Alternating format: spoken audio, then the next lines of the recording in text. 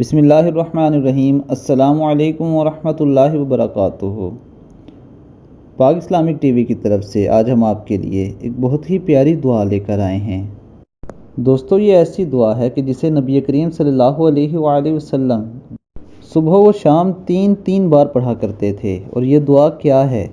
اللہم عافنی فی بدنی، اللہم عافنی فی سمعی، اللہم عافنی فی بصری، لا الہ الا انت اللہم انی اعوذ بک من الکفر والفقر، اللہم انی اعوذ بک من عذاب القبر، لا الہ الا انت۔ اس کا ترجمہ ہے کہ اے اللہ مجھے میرے بدن میں عافیت نصیب فرما، اے اللہ میرے کانوں کو سلامت رکھ، یا اللہ میری بینائی کی حفاظت فرما، تیرے سوا کوئی عبادت کے لائق نہیں، الہی میں کفر اور فقیری سے تیری پناہ چاہتا ہوں، یا اللہ میں قبر کے عذاب سے تیری پناہ چاہتا ہوں، تیرے سوا کوئی معبود نہیں۔